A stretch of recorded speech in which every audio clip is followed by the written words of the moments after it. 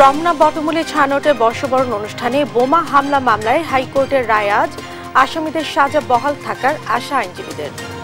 জাতীয় ঐক্যমত্য কমিশনের সঙ্গে বৈঠক করছে বাংলাদেশ কমিউনিস্ট পার্টি সিপিবি। সংস্কার নিয়ে আলোচনা, জাতীয় ইস্যুতে ঐক্যের আহ্বান। আইএমএফ এর শর্ত মানতে জাতীয় রাজস্ব বোর্ড এনবিআর বিলুপ্ত, রাজস্ব নীতি ও রাজস্ব ব্যবস্থাপনা নামে আলাদা বিভাগ করে অধ্যাদেশ জারি। আমি দেশ বিদেশে ঘুরে ঘুরে জয় বাংলার গান গাই, আমার নেত্রী শেখ হাসিনা তুলনা যার না। কণ্ঠশিল্পী ও সাবেক এমপি মমতাজ গ্রেফতার, নেওয়া হয়েছে ডিবি কার্যালয়ে। জুলাই আন্দোলনে হত্যা সহ বেশ কয়েকটি মামলার আসামি তিনি। নায়িকা বানানোর প্রলোভনে এক নারীকে ধর্ষণের অভিযোগ, প্রযোজক মাহমুদুল হাসানের বিরুদ্ধে 20,000 টাকায় মামলা তুলে নিতে চাপ সিআইডি। কত টাকা দিছিল আমি জানি না, আমাকে একটা প্যাকেট দিছে, পরে খুলে আমি আন্দাজ করলাম এটা 20,000 টাকা। মামলার বাদী বা ক্ষতিগ্রস্ত পক্ষ যেই হোক এরকম কোনো অভিযোগ আমার কাছে নিয়ে আসে তাহলে সে ব্যাপারে তদন্ত করে যথাযথ ব্যবস্থা নেওয়া হবে। টাঙ্গাইলে আঞ্চলিক মহাসড়ক সংস্কারে ব্যাপক অনিয়ম, ঠিকাদার কর্মকর্তাদের যোগসাজশে নিম্নমানের সামগ্রী ব্যবহার, গচ্চা কোটি কোটি টাকা। আগের রাস্তায় ছিল ভালো রাস্তা, অনেক ভালো বলার বাইরে, আর এখন যেভাবে কাজ করতেছে খোয়া দেয়া, এভাবে কাজ করলে আমাদের অটো সিএনজি এগুলার মনে করেন যে চাক্কা নতুন নতুন চাক্কাগুলা কাটিয়ে গেছে। এবং অভিবাসী তাড়ানোর মাঝে দক্ষিণ আফ্রিকার 59 শ্বেতাঙ্গ শরণার্থী গেল যুক্তরাষ্ট্রে। নিজ দেশে বঞ্চনার অভিযোগ সাগরে গ্রহণ করেছে ট্রাম্প প্রশাসন। দেখছিলেন শিরোনাম সংবাদ সকালের সঙ্গে আছি আমি জেসিকা বেদিন। বিস্তারিত সংবাদ। 2 যুগ আগে রমনা বটমূলে পয়লা বৈশাখ অনুষ্ঠানে বোমা হামলার ঘটনায় হত্যা মামলায় আসামিদের ডেথ রেফারেন্স রায় আজ ঘোষণা হবে। হাইকোর্টের বিচারপতি মোস্তফা জামান ইসলাম ও বিচারপতি নাসরিন আক্তারের সমন্বয়ে গঠিত বেঞ্চ এ রায় দেবেন। এর আগে এ মামলায় বিচারক আদালতের রায়ের পর 2014 সালে আসামিদের ডেথ রেফারেন্স অনুমোদনের জন্য হাইকোর্টে আসে। অন্যদিকে কারাগারে থাকা দণ্ডিত আসামিরা জেল আপিল ও নিয়মিত আপিল করেন। ডেথ রেফারেন্স ও আপিল শুনানির জন্য গত বছরের 8 ডিসেম্বর হাইকোর্টের ওই বেঞ্চের কার্যতালিকায় ওঠে। পেপার বুক উপস্থাপনের মধ্য দিয়ে শুনানি শুরু হয়। 2001 সালের 14 এপ্রিল রমনা বটমূলে পয়লা বৈশাখের অনুষ্ঠানে বোমা হামলা হয়। এতে ঘটনাস্থলেই 9 জন নিহত হন। পরে হাসপাতালে মারা যান একজন। এ ঘটনায় করা মামলায় রমনায় বোমা হামলা মামলা হিসেবে পরিচিত পায়। দর্শক, হাইকোর্টের রয়েছেন সহকর্মী সাবরিনা মজুমদার, আমরা সরাসরি যুক্ত হচ্ছি তার সঙ্গে। সাবরিনা, কখন নাগাদ রায় ঘোষণা হতে পারে, আর রায়ের বিষয়ে আইনজীবীরা কি বলছেন? জেসিকা, 2001 সালের 14 এপ্রিল যে রমনা বটমূলে যে বোমা হামলা হয়েছিল সেখানে কিন্তু 9 জন ঘটনাস্থলেই মারা গিয়েছিলেন এবং একজন হাসপাতালে মারা যায়।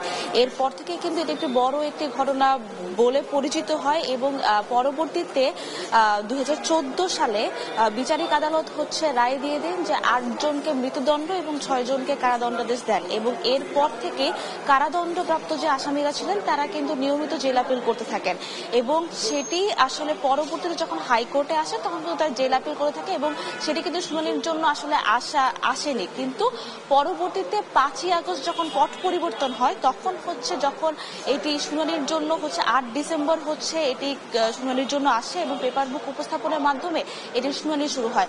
পরবর্তীতে 18 ফেব্রুয়ারি এই বছরে সেখানে এটি এটি আদালতের রায়ের জন্য অপেক্ষমান রাখা হয় এবং 30 এপ্রিল এটি আদালতের রায়ের জন্য 8ই মে দিন ধার্য করা হয়। কিন্তু 8ই মে যখন আমরা বিচারপতি মোস্তফা জামান ইসলাম এবং বিচারপতি নাসরিন আক্তারের হাইকোর্ট বেঞ্চে যখন আমরা রায় ঘোষণার শুরুর জন্য যাই, সেখানে সেদিন হাইকোর্ট এই নির্দেশ দেন যে সেদিন শুধু আসামিদের এজাহার, অভিযোগ এবং যে বক্তব্য যারা আছে অর্থাৎ সাক্ষীদের যে বক্তব্য আছে সেটি শুনবেন, সেদিন রায় ঘোষণা করবেন না। সেদিন বলা হয়েছিল যে আজকে হচ্ছে এটি রায় দেওয়া হবে, অর্থাৎ এটি রায় হচ্ছে আজকে ঘোষণা করবেন। রায় পড়া সেদিনই শুরু হয়ে গেছিল। তো এখন পর্যন্ত আসলে রায় এখন পর্যন্ত ঘোষণা করেননি। 10:30টার পর অর্থাৎ 11টার দিকে আসলে রায় ঘোষণা শুরু হবে এবং রায় ঘোষণাও হয়ে যাবে আজকে, অর্থাৎ আজকে কিন্তু এই রায়টি আসলে দিয়ে দিবে। তো এখন আমরা অপেক্ষা করছি সেই রায়ের জন্য। এবং আরেকটি যেটি বিষয়, যেটি তথ্য যেটি জানিয়ে দিতে চাই, আজকে কিন্তু জামাতের নিবন্ধনের শুনানি হচ্ছে হবে, অর্থাৎ এখনো জামাতের নিবন্ধনের শুনানি হয়নি। জামাতের যে নিবন্ধনের জন্য যারা যে আপিল করেছিলেন সেটিরই হচ্ছে শুনানি হবে এবং এই শুনানিটিও হচ্ছে চলতে থাকবে। শুনানির পরে হচ্ছে আদালত একটি রায় দিবেন। তো এখন পর্যন্ত এই ছিল সর্বশেষ খবর রমনা বটমূল এবং জামাতের নিবন্ধন নিয়ে হাইকোর্ট থেকে। জাতিকা। সাবরিনা, আপনাকে অসংখ্য ধন্যবাদ। দর্শক, হাইকোর্ট প্রাঙ্গণ থেকে যুক্ত ছিলেন সহকর্মী সাবরিনা মজুমদার। জাতীয় ঐক্যমত্য কমিশনের সঙ্গে বৈঠকে বসেছে বাংলাদেশের কমিউনিস্ট পার্টি সিপিবি। মঙ্গলবার সকাল 10টায় জাতীয় সংসদ ভবনের এলডি হলে এ বৈঠক শুরু হয়। বৈঠকে রাষ্ট্রীয় সংস্কার নিয়ে আলোচনা হবে। এর আগে সোমবার বিকেলে জাতীয় ঐক্যমত্য কমিশন থেকে পাঠানো এক সংবাদ বিজ্ঞপ্তিতে এ তথ্য জানানো হয়। সংস্কার প্রশ্নে ঐক্যমত্য তৈরির লক্ষ্যে রাজনৈতিক দলের সঙ্গে 5টি সংস্কার কমিশনের গুরুত্বপূর্ণ সুপারিশগুলো নিয়ে প্রথম পর্যায়ের আলোচনা করেছে জাতীয় ঐক্যমত্য কমিশন। এ পর্যন্ত মোট 31টি রাজনৈতিক দল কমিশনের সঙ্গে আলোচনায় অংশ নিয়েছে।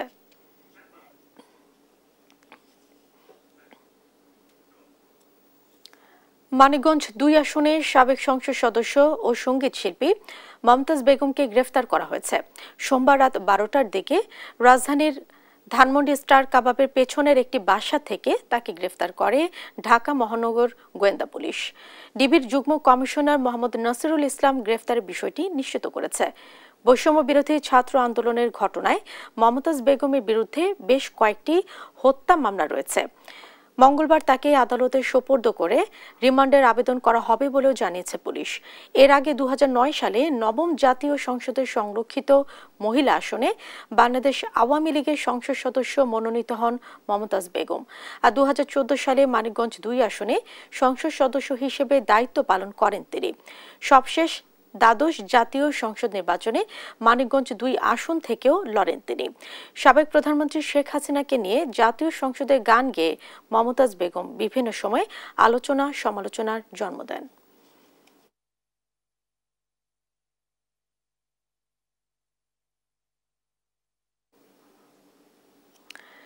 জুলাই গণহত্যার বিচার না হওয়া পর্যন্ত আওয়ামী লীগের সব ধরনের কার্যক্রম নিষিদ্ধ ঘোষণা করে প্রজ্ঞাপন জারি করেছে অন্তর্বর্তী সরকার। সভা সমাবেশের পাশাপাশি নিষিদ্ধ করা হয়েছে অনলাইন সহ সব ধরনের কর্মকাণ্ড। সোমবার বিকেলে স্বরাষ্ট্র মন্ত্রণালয়ে এ প্রজ্ঞাপন জারি করা হয়। প্রজ্ঞাপনে আওয়ামী লীগের সব অঙ্গ সংগঠন, সহযোগী সংগঠন ও ভাতৃপ্রতিম সংগঠনের নেতাকর্মীদের বিরুদ্ধে আন্তর্জাতিক অপরাধ ট্রাইব্যুনালে বিচার কার্য সম্পন্ন না হওয়া পর্যন্ত কোনো ধরনের প্রকাশনা, মিছিল, সভা সমাবেশ, সম্মেলন আয়োজন সহ যাবতীয় কর্মকাণ্ড নিষিদ্ধ ঘোষণা করেছে অন্তর্বর্তী সরকার। এছাড়া ফেসবুক পেজ সহ সাইবার স্পেসেও কার্যক্রম চালাতে পারবে না আওয়ামী লীগ।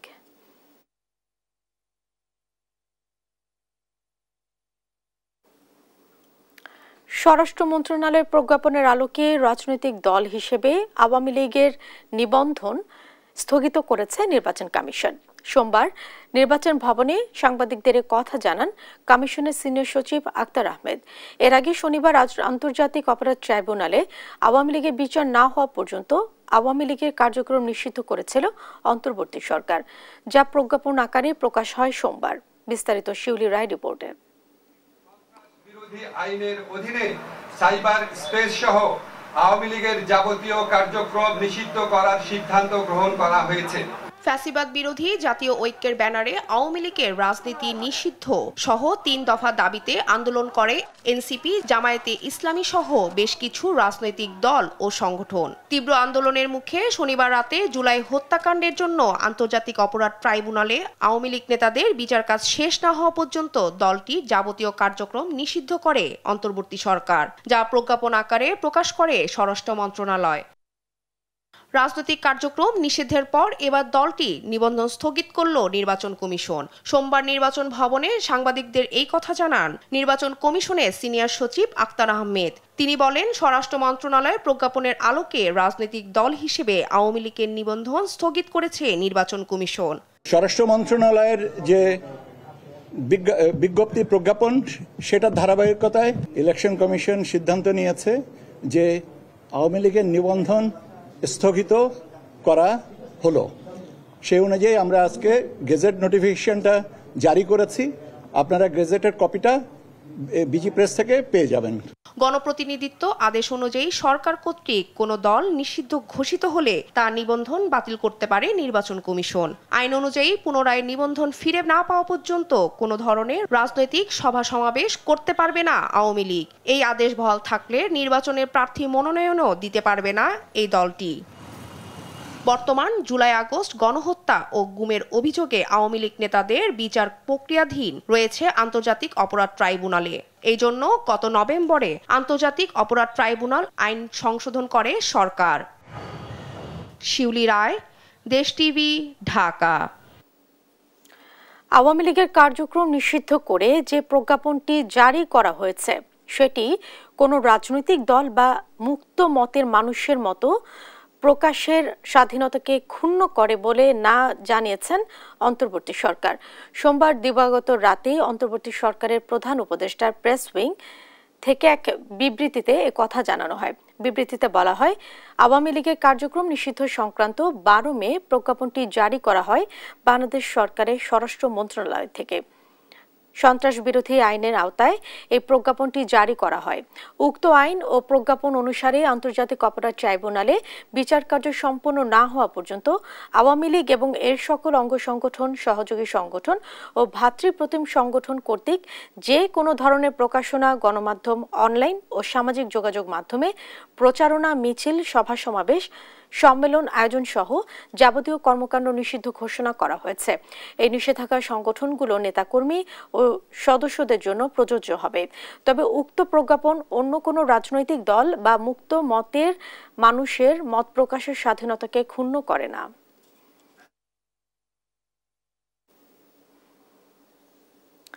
আওয়ামী লীগের কার্যক্রম নিষিদ্ধের বিষয়ে বৈশ্বিক সমর্থন আছে বলে জানিয়েছেন প্রধান উপদেষ্টা প্রেস সচিব শফিকুল আলম।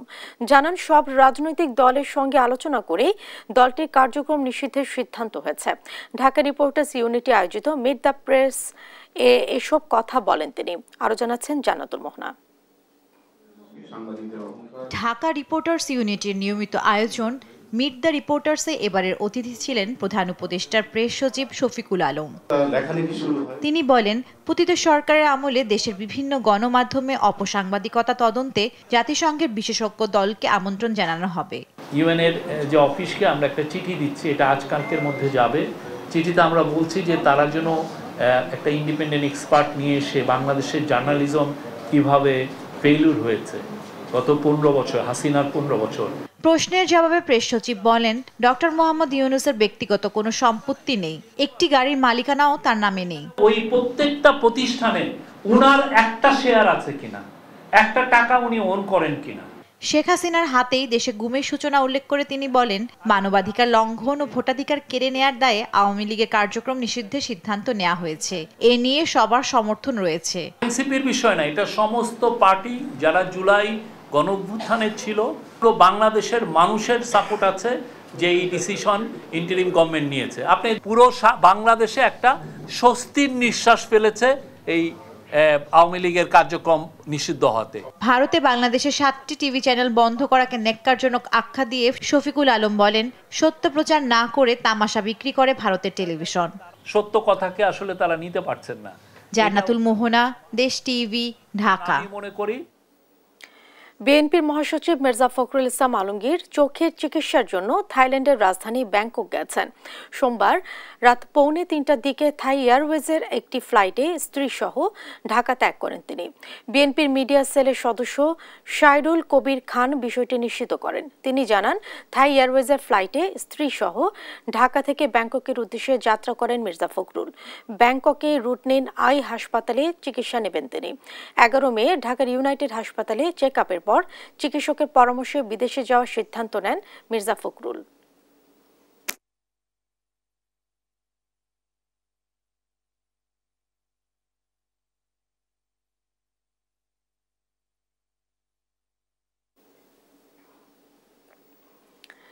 জাতীয় রাজস্ব বোর্ড এনবিআর বিলুপ্ত করে অধ্যাদেশ জারি করা হয়েছে।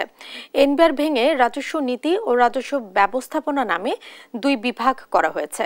সোমবার রাতে জারি করা হয় এই অধ্যাদেশে শুধু রাজস্ব নীতি বিভাগের কর্মপরিধিতে সামান্য পরিবর্তন আনা হয়েছে। আর রাজস্ব ব্যবস্থাপনা বিভাগের প্রশাসনিক পদগুলোতে অ্যাডমিন ক্যাডার কর্মকর্তাদের পাশাপাশি আয়কর ও কাস্টমস ক্যাডারের কর্মকর্তাদের রাখা হয়েছে। অধ্যাদেশে বলা হয়, রাজস্ব নীতি বিভাগ কর আইন প্রয়োগ ও কর আদায় পরিস্থিতি পর্যবেক্ষণ পরিবীক্ষণ করবে। আর রাজস্ব ব্যবস্থাপনা বিভাগে প্রশাসনিক কোনো বিভাগের বিভিন্ন পদ অ্যাডমিন ক্যাডার ও রাজস্ব ব্যবস্থাপনা বিভাগের মাঠ পর্যায়ে কর্মরত কর্মচারীদের মাধ্যমে পূরণ করা হবে। নতুন অধ্যাদেশ অনুযায়ী জাতীয় রাজস্ব বোর্ডে জনবল রাজস্ব ব্যবস্থাপনা বিভাগে ন্যস্ত হবে। এই জনবল থেকে প্রয়োজনীয় জনবল রাজস্ব নীতি বিভাগে পদায়ন করা যাবে।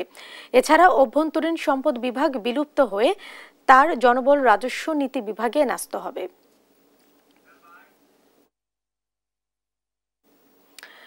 ধর্ষিতা নারীর ইজ্জতের দাম মাত্র 20,000 টাকা।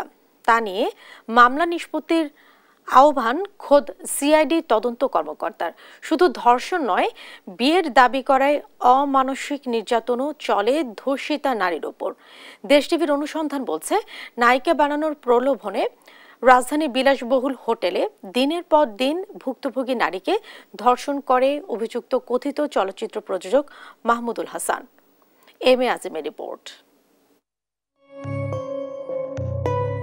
সিনেমার নায়িকা বানানোর প্রলোভনে প্রথমে ধর্ষণ, পরে অমানসিক নির্যাতন চালানোর অভিযোগ ভুয়া চলচ্চিত্র প্রযোজক মাহমুদুল হাসানের বিরুদ্ধে। রোমহর্ষক সে ঘটনার বর্ণনা উঠে আসে ভুক্তভোগী নারীর মুখে। প্রডিউসার হিসেবে আমার সাথে এক ডিরেক্টর পরিচয় করা দেয়, সে ইনভেস্ট করবে বলে দীর্ঘ সময় আমাকে ওই নায়িকা বানাবে প্রলোভন দিয়ে রাখে। এক সময় মাহমুদুল হাসান সোহাগ সে আমাকে মনে করেন যে নায়িকা বানাবে, এই লোভ লালসা দেখায় সে আমাকে ধর্ষণ করে। সাথে আমাকে কাটা ছেঁড়া ফাড়া করছে, যে ছুরি দিয়ে যে কেটে ফেলছে সেই দাগগুলো আছে, এই যে দেখেন হাতে আছে, পায়ে আছে, এরকম আরও অনেক জায়গায় আছে। ওরা মারার সময় বলছে যে এমনভাবে মার যে মানুষকে না দেখাইতে পারে।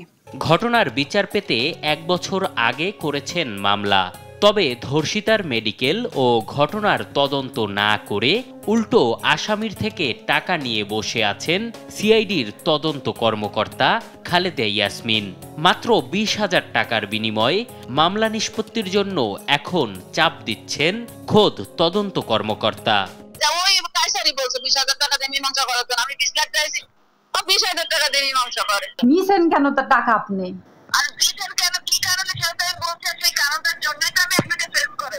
অবশ্য আসামির থেকে টাকা নেয়ার বিষয়টি অকপটই স্বীকার করেছেন খালেদা ইয়াসমিন। আপনাকে টাকাটা কে দিল? কোনটা? এটা তো আচ্ছা, আপনি যখন বলতেছেন বাদে টাকাটা সাক্ষী দিয়েছে। কত টাকা দিয়েছিল? কত টাকা দিয়েছিল আমি জানি না, আমাকে একটা প্যাকেট দিছে, পরে খুলে আমি আন্দাজ করলাম এটা 20,000 টাকা। ভুক্তভোগী নারী বলছেন, মাহমুদুল হাসানের টাকা আর ক্ষমতার কাছে বারবারই বিক্রি হচ্ছেন পুলিশ কর্মকর্তারা। বগুড়ায় ডেকে হামলা আর পাল্টা মামলাও দিয়েছেন। সোহাগ সব শেষ, ওরা শুধু মানুষকে টাকা খাওয়াচ্ছে আর আমাকে ঘোরাবে। আমাকে বলছে যে তুই তো গরিব ঘরের মেয়ে, তোর কাছে তো টাকা নাই, তুই কিচ্ছু করতে পারবি না। কোর্ট কেনা যায়, পুলিশ কেনা যায়, এই যে দেখ কিনে বারবার দেখাচ্ছি। এই বাংলাদেশ থেকে যদি আমি ন্যায় বিচার না পাই আমি সুইসাইড করব। ঢাকা ছাড়লেও ধর্ষণ মামলার আসামি মাহমুদুল হাসান বগুড়া শহরে দিব্যি ঘুরে বেড়াচ্ছেন। হতে হয়নি গ্রেপ্তার, যেতে হয়নি কারাগারে। অস্বীকার করেন টাকা দিয়ে পুলিশ ম্যানেজ ও ধর্ষণের ঘটনা। ঘুষ দিয়ে বা যেটা হোক তাদের সাথে সমঝোতা করে আমি রিপোর্টগুলো যে এটা সম্পূর্ণভাবে মিথ্যা ভিত্তিহীন। কারণ হইল সে এই মামলার তদন্তের আগেও আমাকে বাদীপক্ষ একাধিকবার টাকা বা চাঁদা চেয়ে আমাকে হয়রানি করেছে। তবে দেশ টিভির হাতে আসা একাধিক তথ্য প্রমাণ বলছে, স্বামী স্ত্রী পরিচয়ে দিনের পর দিন মাহমুদুল হাসান সেই নারীর সঙ্গে একান্ত সময় কাটিয়েছেন বিলাসবহুল হোটেলে। ভিডিও ফুটেজ বলছে, বিয়ের দাবিতে বগুড়া গেলে মাহমুদুল হাসানের নির্যাতনের শিকারও হয়েছেন ভুক্তভোগী নারী। তবে সিআইডির ঊর্ধ্বতন কর্মকর্তারা বলছেন, আসামির থেকে টাকা নিয়ে মামলা নিষ্পত্তির চেষ্টা দুঃখজনক। লিখিত অভিযোগ পেলে তদন্ত কর্মকর্তা খালেদা ইয়াসমিনের বিরুদ্ধেও ব্যবস্থা নেবেন তারা। বাদী বা বিবাদীকে কোনো রকম চাপ প্রয়োগ করে মীমাংসার দিকে যেতে বাধ্য করবেন এরকম কোনো সুযোগ নেই। এটা কেউ করতে থাকলে সেটা সম্পূর্ণ বেআইনি কাজ এবং এর জন্য আমরা তাকে অবশ্যই জবাবদিহিতার আওতায় আনবো। মামলার বাদী বা ক্ষতিগ্রস্ত পক্ষ যেই হোক, এরকম কোনো অভিযোগ আমার কাছে নিয়ে আসে তাহলে সে ব্যাপারে তদন্ত করে যথাযথ ব্যবস্থা নেওয়া হবে। অভিযুক্ত মাহমুদুল হাসানের বন্ধু আজিজ কায়সার ও সিআইডির তদন্ত কর্মকর্তা খালেদা ইয়াসমিনের ঘুষ লেনদেনের বিরুদ্ধে দুদকে অভিযোগ করেছেন ভুক্তভোগী নারী। এম এ আজিম, দেশ টিভি, ঢাকা। দেশের উত্তর ও উত্তর পূর্বাঞ্চলের 4টি অঞ্চলের উপর দিয়ে দুপুরের মধ্যে সর্বোচ্চ 60 কিলোমিটার বেগে ঝড় বয়ে যেতে পারে বলে জানিয়েছে বাংলাদেশ আবহাওয়া অধিদপ্তর। মঙ্গলবার দুপুর 1টা পর্যন্ত দেশের অভ্যন্তরীণ নদী বন্দরগুলোর জন্য আবহাওয়ার পূর্বাভাসে এই তথ্য জানানো হয়েছে। এতে বলা হয়েছে, রংপুর, দিনাজপুর, ময়মনসিংহ এবং সিলেট অঞ্চলের উপর দিয়ে পশ্চিম উত্তর পশ্চিম দিক থেকে ঘন্টায় 45 থেকে 60 কিলোমিটার বেগে বৃষ্টি বা বজ্রসহ বৃষ্টি, অস্থায়ীভাবে দমকা বা ঝোড়ো হাওয়া বয়ে যেতে পারে। কোথাও কোথাও শিলাবৃষ্টির সম্ভাবনাও রয়েছে। এসব এলাকার নদীবন্দরকে 1 নম্বর সতর্ক সংকেত দেখাতে বলা হয়েছে। আবহাওয়ায় এই পরিবর্তনের প্রভাবে দেশের বিভিন্ন স্থানে দিনের তাপমাত্রা সামান্য কমতে পারে, তবে রাতে তাপমাত্রা মোটামুটি অপরিবর্তিত থাকবে বলেও জানানো হয়েছে।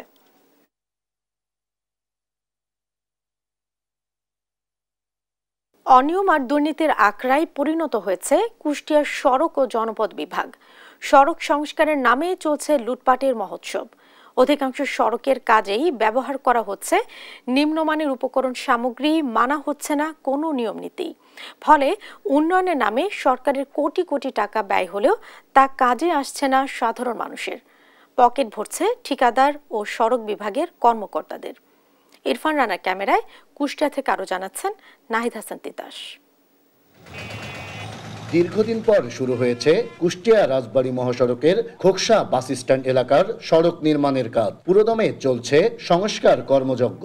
গাড়ি থেকে নামানো হচ্ছে ইট সহ অন্যান্য উপকরণ সামগ্রী। তবে এ কাজে মানসম্মত ইটের বদলে ব্যবহার করা হচ্ছে নিম্নমানের ইট। দায়সারাভাবে করা হচ্ছে কাজ জানিয়ে অভিযোগের শেষ নেই স্থানীয়দের। এখানে যে ইট ব্যবহার করেছে এরা, এই ইটগুলো সবই হচ্ছে আপনার প্রায় বেশিরভাগই 3 নাম্বার ইট।